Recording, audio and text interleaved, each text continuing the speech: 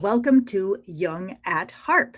This is episode number 201, When One is Missing.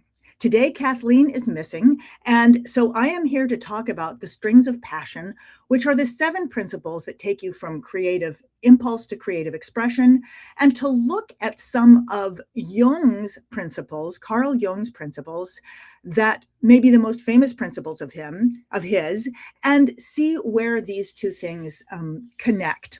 So almost each week, Kathleen and I meet here to have a conversation with each other and to invite you into that conversation where we're talking about the work that each of us is doing, Kathleen as a Jungian psychoanalyst and a harpist, and me as a composer and a performer, a mentor and a harpist, and looking at the conversations that bring us together, looking through the lens of this one instrument that we each approach in different ways, as well as in the same ways. And we invite you into the conversation. We are on this platform, Restream, which does allow you to chat, and often we can see that chat, depending on where you're watching from. So today, one of the things that I wanted to do, because Kathleen is not here, and I am teaching a class called Strings of Passion, is I wanted to look at strings of passion, and I wanted to see what basic information I could get out there on the internet about Carl Jung and what he might have to say about these things. Now, if Kathleen was here, we would get a much more, we'd get her experience as a human who engages in Jung's principles versus what I'm going to get, which is basically AI looking out on the internet to see, what are the principles that we see most often? And the way that I did this is I took one of the play sheets from the Strings of Passion workshops that I do, and I just put it right into AI. And I said, please look at these principles and tell me where they connect with the most basic principles of Carl Jung, just to see what I would come up with. And so I'm going to share that. But before I do, I want to put this in a certain context, and I want to look at it in terms of something else that happened this week. So my life is full of performing, composing, meeting with people who are helping me to get my work out into the world through publishing, having podcast interviews, and also teaching. And one of the things that I'm teaching right now is called modal improv magic. So that's a word to, create the experience that I have of the magic of modal improvisation. But what it really is a class in which I'm looking at the 7 diatonic modes of music, and not just teaching the modes themselves, how they work, but also looking at how you can improvise with them. And that means that I'm exploring this as well, because my life and my work is constant exploration and discovery through whatever I'm doing, including teaching. One of the modes that so just briefly, one of the things that's very cool about modes is that it takes the 7 basic notes that we know of as the major scale, and we are used to looking at these 7 notes from the standpoint of what we call a major scale. So you hear this.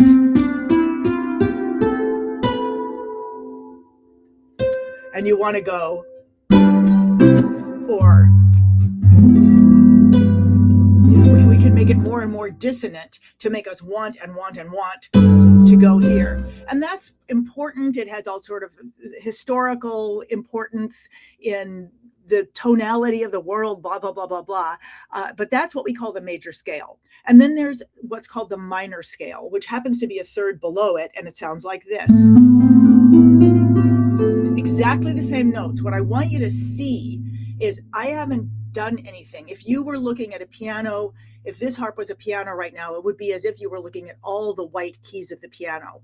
So all those black notes, which is not quite 50% of them, but probably 40% of the notes just aren't there. But we're exploring what's available in this, quote, limited universe of notes. And this parallels my experience coming to the harp, experiencing it as a limited instrument, just as we often will experience in our own lives limitation. And what I discovered on the harp is you can look at it as a limited instrument if you're looking at it from a standpoint of a piano, or if you're looking at it from the standpoint of saying, well, it can't do fast chromatic notes like a flute. Well, it can't do this like a saxophone. Well, it can't go down this far like a bass. And that is how I came to the harp, and how I think many people outside of the harp come to the harp, and all you will see then are the limitations. But as I spent more and more and more time with this instrument, I began to let go of the preconceived notions of what it should be able to do. And as I've let go of those, I've discovered more and more and more and more and more of what it can do, and what kind of access it gives humans in terms of personal expression, and why it was the instrument of the bards. So this whole idea of there being sort of like, well, here's what it is, and it's limited, and if you let those limitations go, it's as though all these parts of it start showing up that were there, but you didn't see them. I want to say that again, because as I said that were there, I heard the word latent in my mind.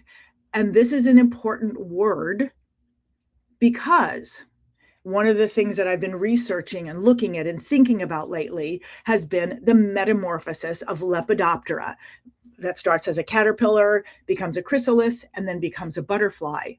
And what I've learned about it, and looking at that, tracking that in terms of human transformation. What can I learn about human transformation by looking at this very dramatic and magical, but dramatic and a study, a kind of transformation that's been studied. It's been so studied that someone just said to me last night, do you know that it's been proven now that butterflies can remember being caterpillars? Now, I don't know how that's been proven, but I'm just saying that the transformation of these creatures has been studied a lot. So it's very interesting to go back and use it as a metaphor for our own transformation. And what I was saying when I stopped myself suddenly, I heard the word latent. One of the things I've learned about the transformation of a caterpillar into a butterfly is that in a caterpillar, there are things called imaginal discs. They are, well, that's just what they're called. There are 19 or 20 pairs of these. And once the caterpillar becomes a chrysalis instead of caterpillar, and in which the caterpillar form disintegrates, these imaginal discs unfold like origami. They unfold into the parts of the butterfly that are latent in the caterpillar. They're always there. They're always there. All the things that I'm discovering in the harp through exploring the modal world, they were all there.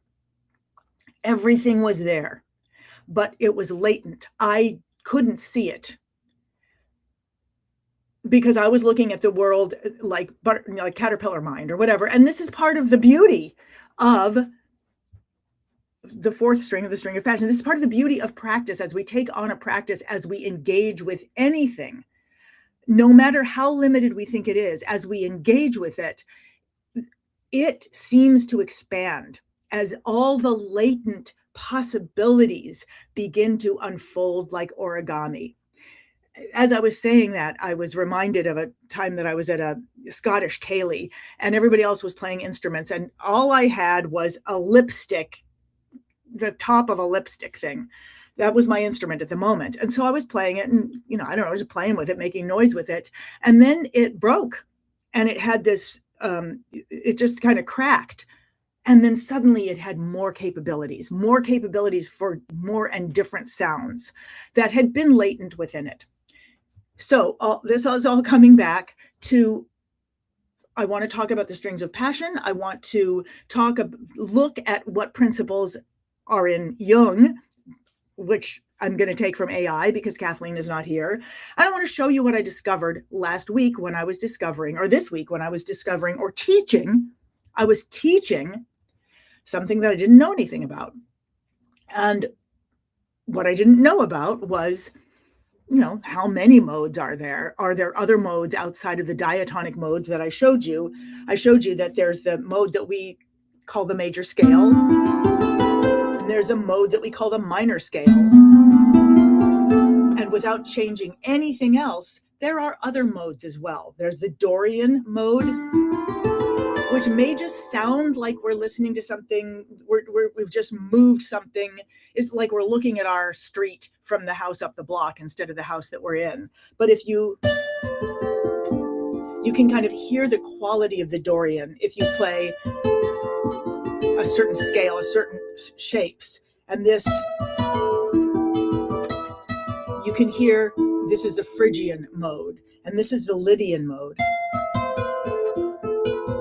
And you hear this beautiful,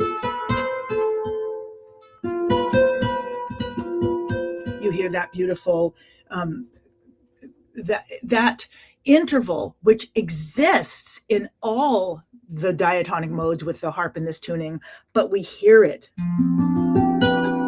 We hear it differently. We hear that relationship differently. So are there these 7 modes that are diatonic modes, but then there are modes that we can create by shifting some of these levers. And I'm just going to take a minute here to read what you, never miss a comma. Oh, no, that's not you. Oh, beautifully. So Toph saying, express this so creatively and eruditely. Well, thank you. I will continue then. So what I was teaching yesterday, well, what I did yesterday, I'm giving a class. The class is going to come out on February 21st. And when you're promoting something, you're like, and I will teach the 7 modes and 2 bonus modes. I want to teach 2 bonus modes. Yes, that's going to be fabulous. But what are the 2 bonus modes?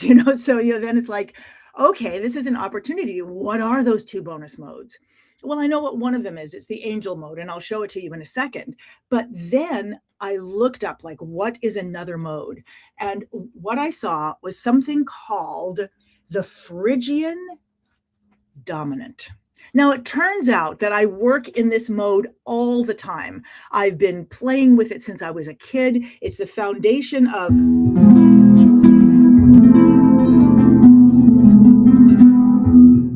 It's sometimes called the gypsy mode, and I use it, for like...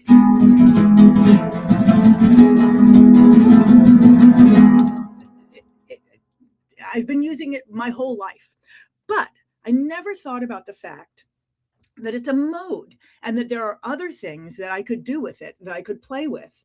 And so I started looking at it with the other people in the class. I just started looking at, first of all, I applied a pentatonic scale to it because that's kind of how I listen to it. And then we just started playing more, and I discovered this is just a chord, but I added a 4th underneath. So I created a chord based on the main chord of this mode, which is E. Happens to be an E major chord. But I started exploring what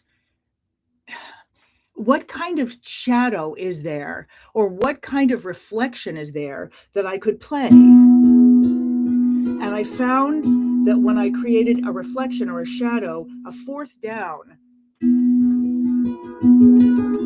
I started to get this magical, and then I looped it. So now it's looped.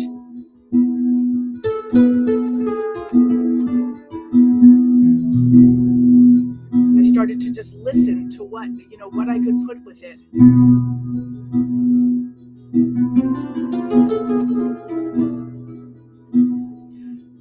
And then I started thinking about, okay, what are some progressions that I could add to that? And I think, I'm trying to remember exactly what I did. No, it wasn't that. Oh, I remember what I found. Was it this? No.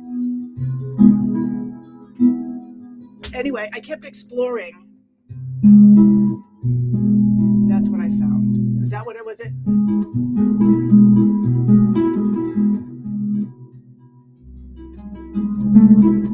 As I started exploring it,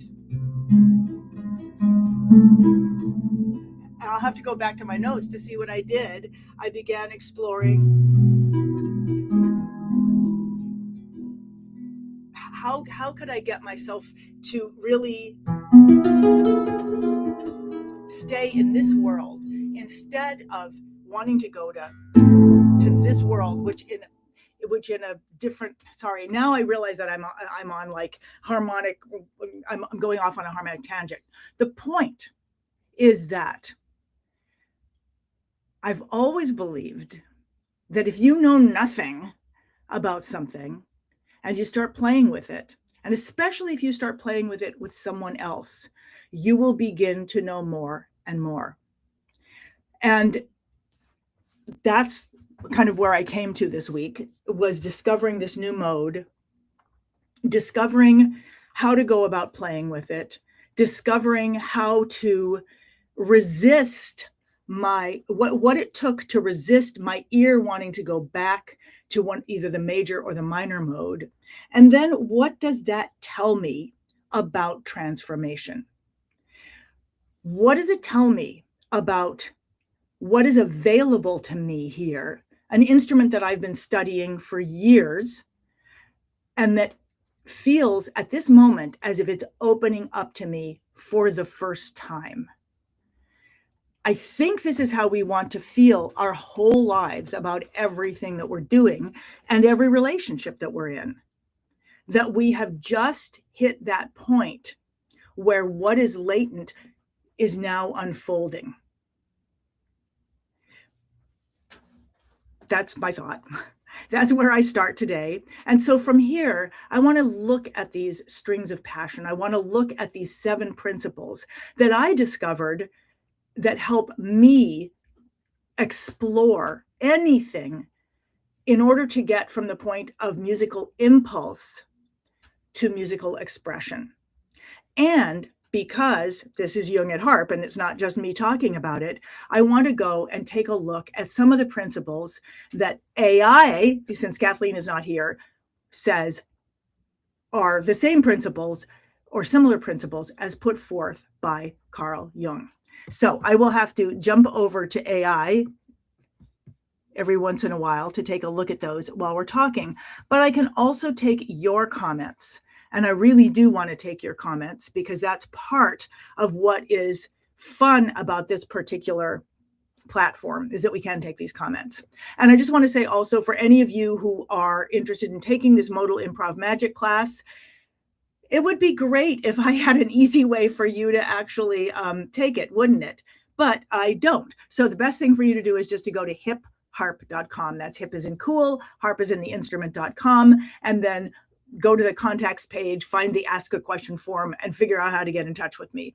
It would have been nice if I'd figured that out before I got here, but I didn't. So that's how it is. So now let's look at the very first principle of strings of passion. And I'm going to go back. Oh, I promised you I'd also show you angel modes. So I'm just going to show you that too. I showed you the diatonic modes.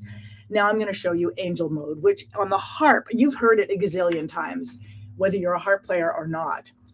It's well known from the concert harp, and it sounds like this, or it sounds, it can change, but we just call it angel mode because when you do that, people are like, oh, there's an angel, or oh, I'm going to transform into something else now.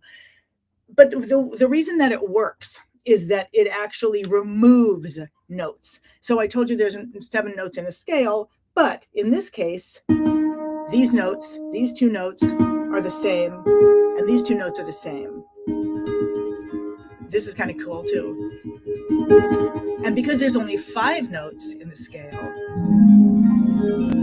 you hear this sort of angelic sound. So that's what's called, I think it's also called a pentatonic scale. But on a harp, it's often called a glissando. The glissando is when you, like, this is also a glissando, but this is a diatonic glissando. That's a angel mode glissando.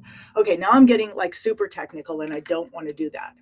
I'm going to put my harp back in the key of C, and what I'm doing here is I'm shifting these levers. If you think of an instrument like a guitarist is using one hand to shift the notes. And on the harp, I'm playing the notes with my fingers, but when I need to shift them to what you would call the black notes on the piano, I do them with these levers. So they're a little bit like fretting, but it's mechanical. So let's start with the first string in the string of passion, the first principle. And by first, I don't necessarily mean that it's the one you have to start with, but we often start with it. And that's the string of impulse, the desire to do, to be, to feel. For me, the desire as a child, let me touch that. Let me do that. Stop showing me. Let me. I want to. For your hands to touch, to experience what happens when you're not just observing something, but when your body is engaging with it. The impulse to do, to be, to touch, the sense of desire. And I often say when I'm talking about this string that before we ever worry about being desired ourselves, we experience desire itself. Eventually we sublimate that, but this desire is always there, and that is impulse. That is the first string. For me, it was the impulse to tell a story, to reach out, to touch, to play the music that seemed to come out of that story. So now I'm going to go over and I'm going to see what AI has to say about that string and what might map to it in Jung's world. And it's saying that Jung's concept of libido isn't just sexual energy. It's the fundamental psychic energy that drives all creativity and self-expression. And it's talking to me, AI is talking to me, having given it the strings of passion. It's saying your emphasis on desire before desirability connects to Jung's belief that we must honor our authentic impulses rather than what we think we should want. If Kathleen was here, I'm sure she would be speaking much more about that. But she would be talking about how she experiences it in other people and how she's learned about it and how she experiences it in herself. But what we can do is take those two ideas, the idea of that string, and thinking about it as one string in a mode, in a whole resonant body, just one of those things, that is the first string of passion. The second string of passion is the string of structure. And the story that I often tell when I first really discovered structure was that my stepfather was a child psychologist. And I don't know if he was experimenting on me or what, I don't know what, but he would try things out on me. And one night he came to the table after dinner and he had a bowl of sugar, he had a spoon, he had a pencil, he had a glass of water and a string. And he tied the string onto the what he first did, he filled the glass of water. He told me to take a spoon of sugar, put it into the glass of water and stir it up. And I did that. And then he said, okay, do another spoon of sugar. So I took another spoon of sugar and I stirred and I stirred and I stirred until it disappeared, and took another spoon of sugar and did it again and again, 4 or 5 times, until the water was saturated with sugar. It was no longer disappearing. I could now see it as a maelstrom of sugar. And then he put he told me to tie the string onto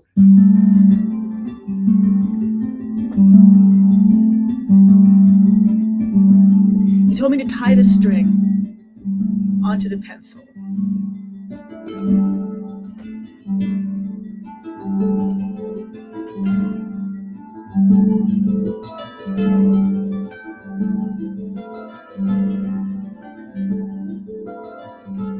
So there was this swirling sugar water, and there was the string hanging down. I put the pencil on top of the glass, and the string was hanging down. And then he said, okay, let's go to bed. And so we went to bed. And in the morning, I came out, and the string in the sugar water was covered with crystals of sugar, covered with them, hanging there. And of course, I was falling in love with my new stepfather because he was coming up with these beautiful, magical things, which was probably his intention, to be loved by this new child in his life. But he was also giving me magic for my life. And I said, how is this so? How is this so? And he said, well, sugar will always crystallize. It's in its nature. That's what it will do. But if there's a string, then the sugar will crystallize on the string. And so look to insert that string in the sugar water. Look for that string in the sugar water, the thing that organizes all that's natural anyway. And probably he didn't say that, and probably I didn't ask like that. But over time, that is what I heard. And I was always looking in my life for the string in the sugar water, the organizing principle, the structure. And that is why the second string of passion is the string of structure. So it starts with the impulse, and then there's the string of structure. And for me as a child, that structure was always a story. It was a story I could always tell that had sound. There would be rain, there would be going down, there would be coming up, there would be scary things. And I could always use sound to tell that story. So it was simple. So what does AI say that Jung says about structure? And it says archetype as container. The string in the sugar water is essentially an archetypal container. Jung emphasized how the psyche needs form to give chaos meaning. Archetypes provide the internal structure that allow creative freedom, just as the 12-bar blues structure liberates improvisation.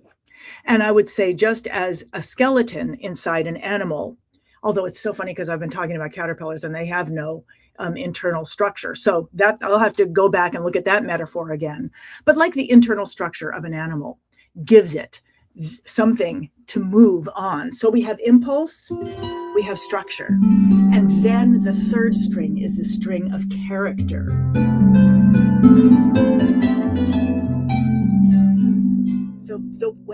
The way we do things, the sound of someone's voice, the way that they move, and you know that you can see them by the way they move, even if you can't see them, if you can only see the way they move, you know it's that person. This is character.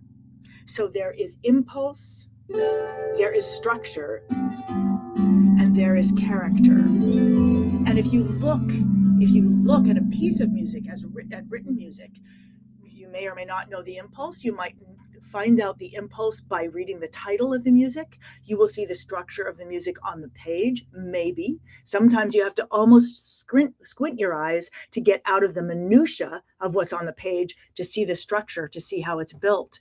And then you will see that there are information all over that music that talks about character. You'll see slurs that say these notes are together as a phrase. You'll see what are called articulations, articulation marks, which tell you how you're going to play it. Are you going to play it the staccato? Are you going to And this is one of the things I really have trouble with in writing out my own music, because how do you write this? Like, what kind of articulation is that? So, but all these markings make the difference between if I just write on the page versus, which lets me, sorry, I just got a note from my screen. Sorry, I got distracted. Coming back in, landing with you, figuring out how to write things out, how to write those articulations if you're not writing standard music. Anyway, they're all over the music, and you can see them. You can see mezzo forte, mezzo piano. You can see people like Debussy and Mahler writing whole descriptions of what's happening character-wise with the music.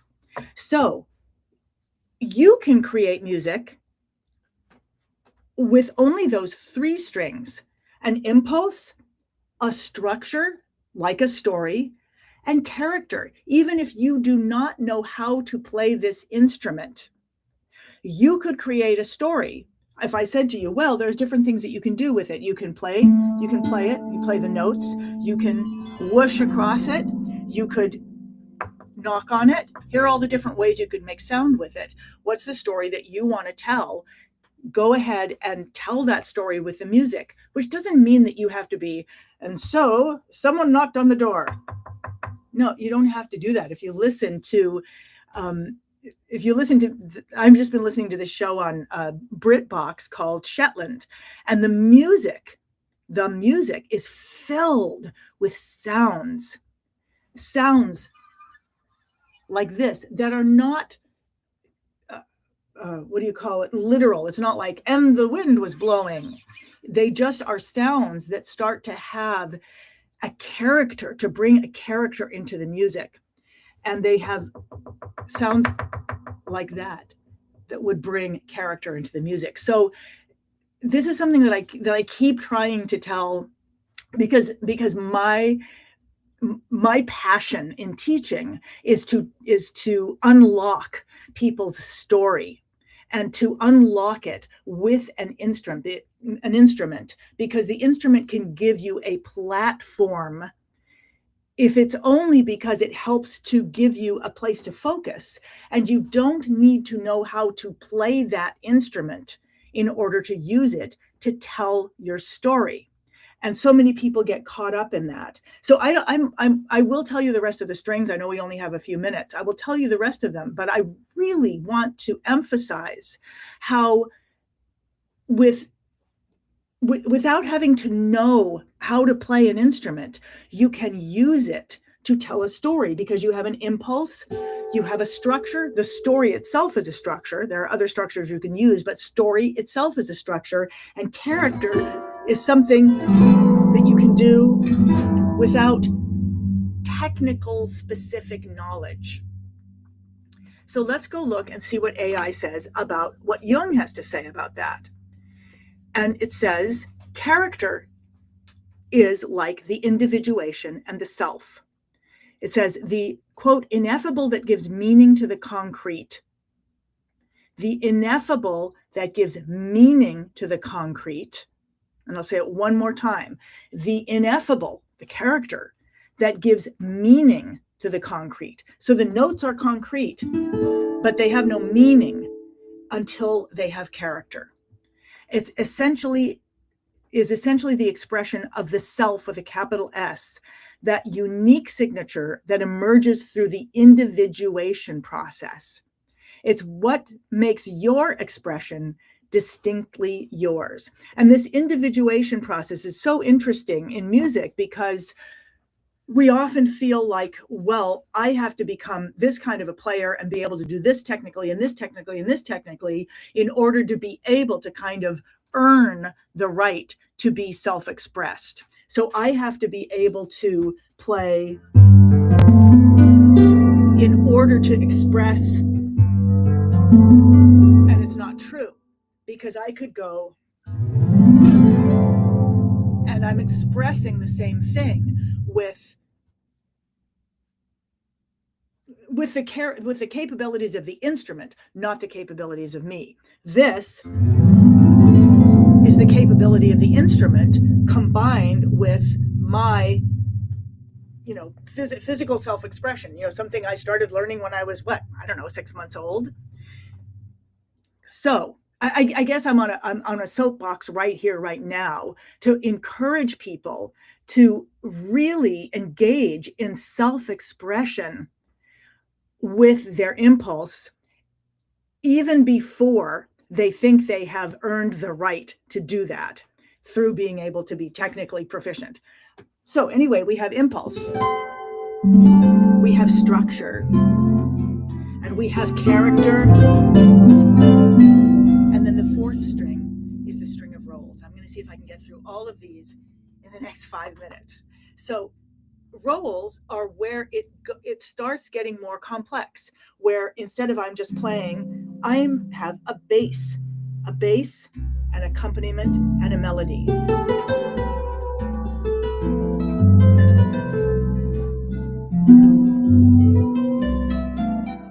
You can see me. If you don't have to hear me, you might even want to turn off the sound. I'm playing bass, I'm playing accompaniment, I'm playing melody. And you can see the character of these. You can see that the bass is kind of like just a note. It's a note. This, you can just see it. I'm playing several notes. Single note bass, single note melody. Because melody is like the flight of a bird. It's something that goes from one place to another place. I could add chords underneath it.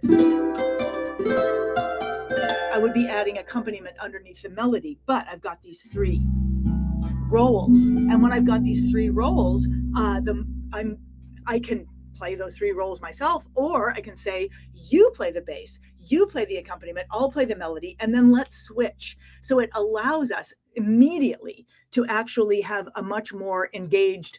It can let us, it's not better than not having roles, but it's just, it increases the complexity and that we're doing something together. Even if I'm doing it alone, I'm doing it together. Taking on a role can also mean taking on the role of a character that might open you up to new experiences and new expressions. It might mean fellowship and leadership. Those are other roles. But this whole fourth string is all about roles. And let's see what AI says that Jung would say about this. Roles equal archetypes and persona. You explicitly reference this, ! says AI. Playing different roles, bass, melody, accompaniment connects to Jung's understanding that we contain multitudes.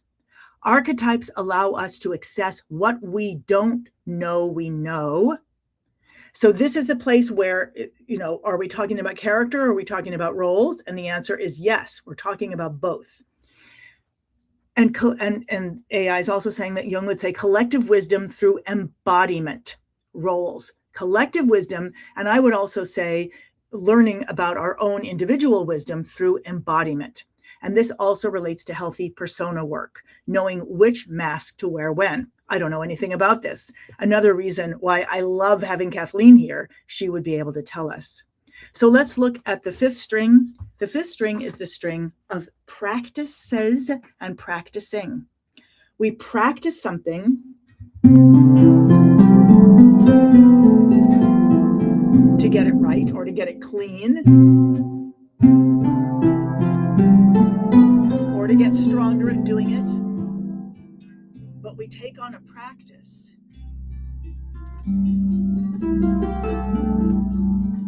to let it get to us.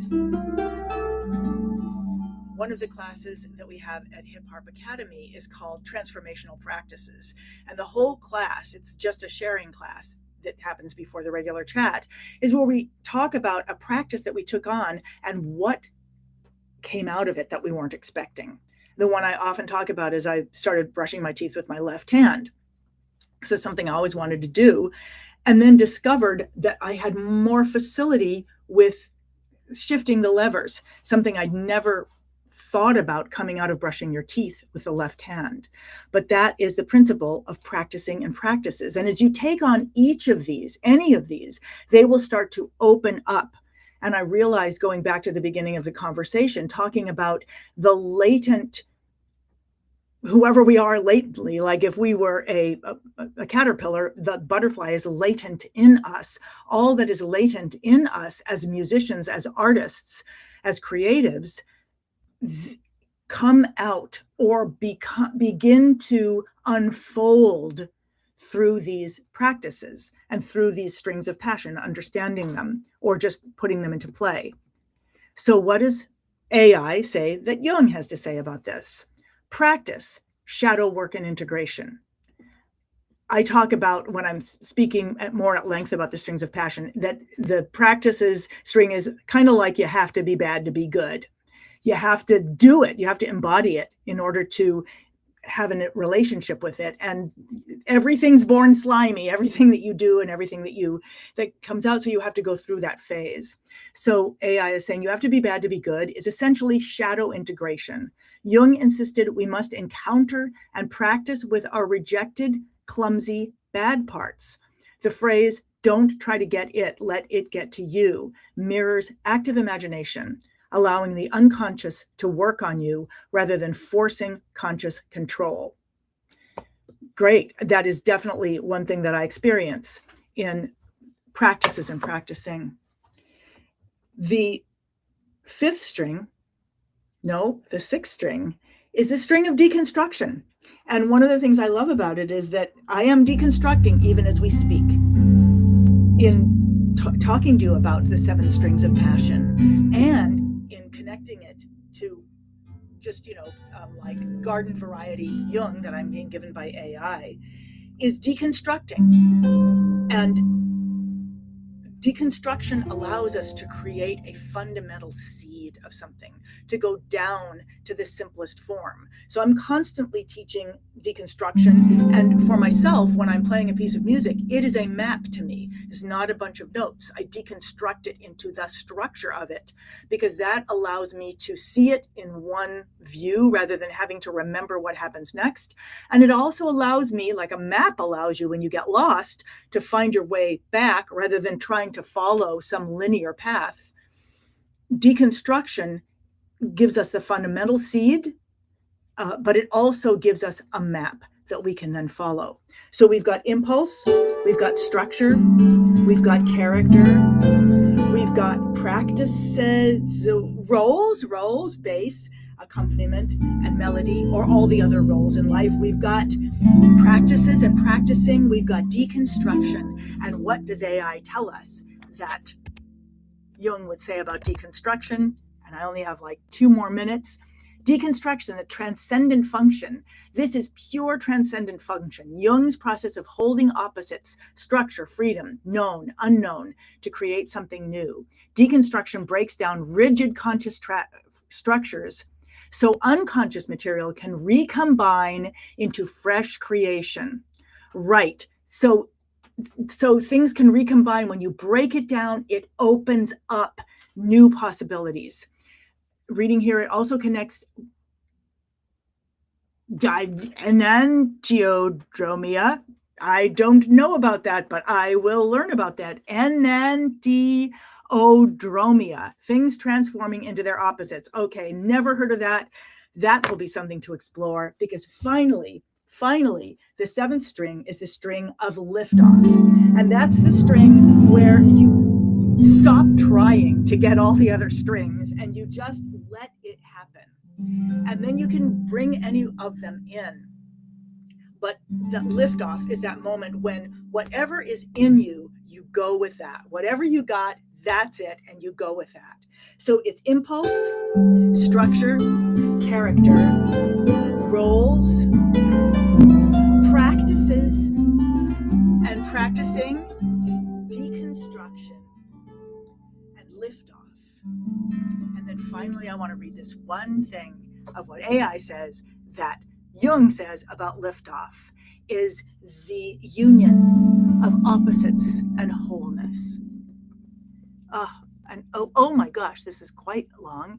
The performance moment when we drop conscious practice and trust. It is the I don't know what that means. The union of conscious practice and unconscious Embodied knowing, it's when ego surrenders to self. Your phrase, all we are doing in our vulnerability is revealing one answer to what it means to be human, is essentially describing the individuated self expressing wholeness. AI says, overarching themes, the creative process as individuation. Your entire framework describes the journey from fragmentation to wholeness through creative practice.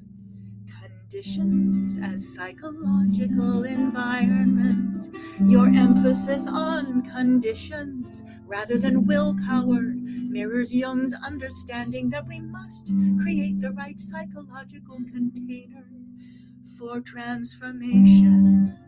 The chrysalis of our minds, connection, not perfection. This is deeply Jungian. Wholeness over perfection, integration over ideation. Then it asks me, would I like to explore how any particular string connects to specific Jungian concepts in more depth? Well, of course, but not today. Thank you for being here. I wouldn't have come here without you. And that means even Kathleen in her absentia. She will be back next week. I feel like I know more. I feel like I have more. I feel like I experience more of life because we were here today, together, exploring, together, exploring this amazing thing we have. Thank you so much. Thank you so much for being here and for all the notes that you send and for watching all the different streams that we have and for making a way for Kathleen and I to have a conversation that started years ago and to keep having it with each other, with ourselves, and with you. And thank you. Go forth and harp on the good things in life. And we will see you. Both of us will be here next week. Thank you so much. Farewell.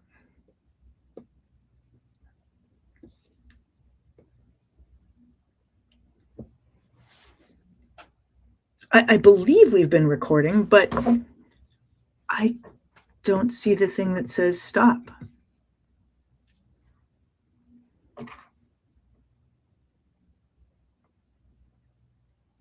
Well, then I've been speaking to myself, and it was quite interesting, but I think you were here.